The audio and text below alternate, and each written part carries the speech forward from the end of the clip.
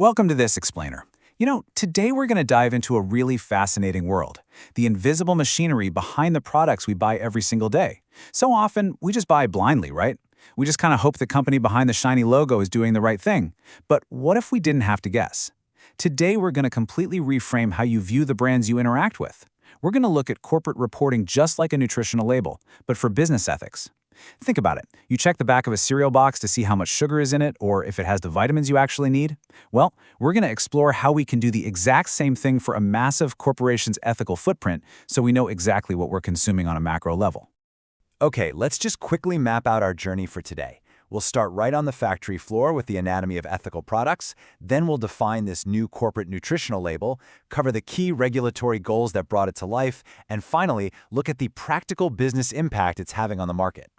So think about your daily life for a second. When you grab an item off a store shelf, whether it's a toaster, a child's toy, or even your smartphone, what actually guarantees that it won't harm you?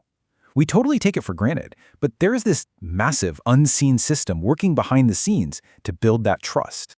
Let's move right into our first section, Anatomy of Ethical Products, to see exactly how companies build that foundational trust, literally from the factory floor upward.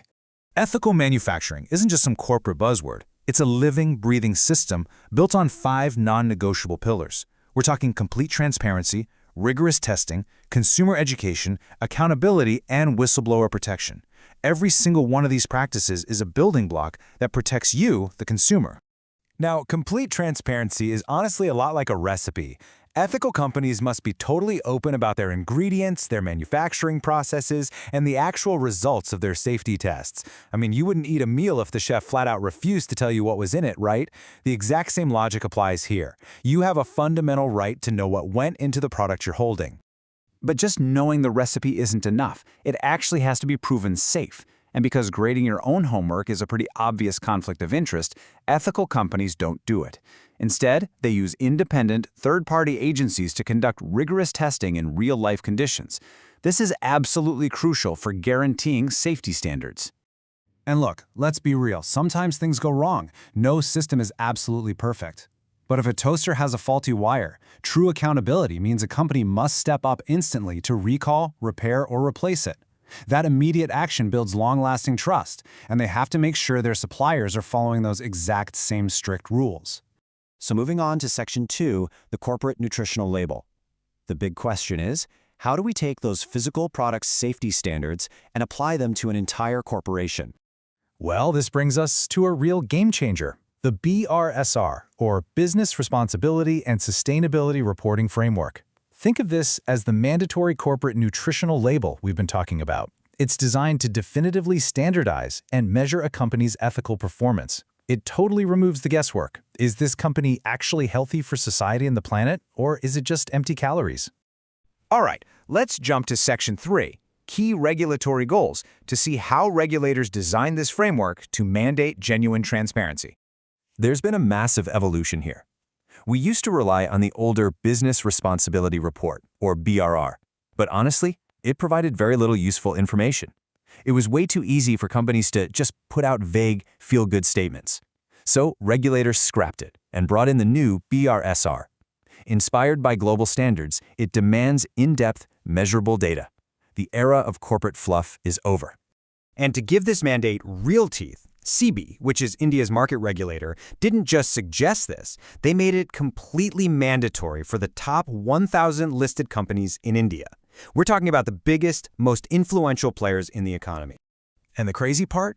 This isn't some distant goal for the year 2050. This sweeping change actually became mandatory starting in the financial year 2022 to 2023.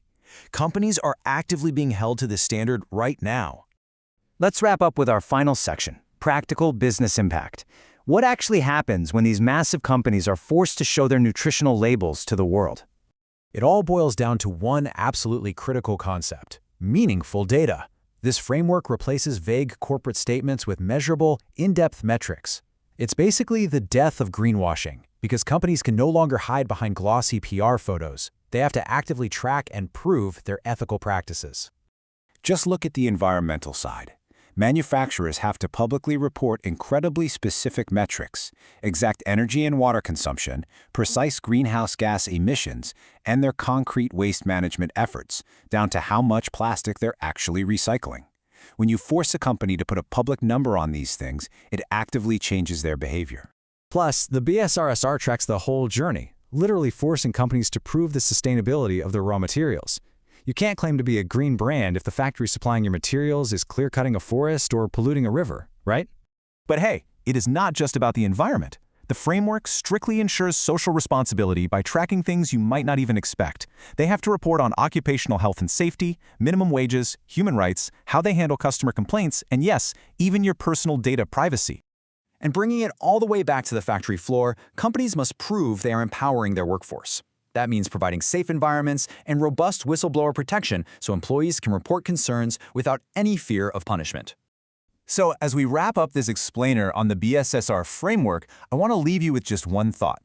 We've seen how tracking this data protects us, exactly like a product safety manual or a nutritional label. So, if a top company today resists showing you their corporate nutritional label, what exactly are they trying to hide? Keep that in the back of your mind next time you engage with a major brand. Thanks for joining me.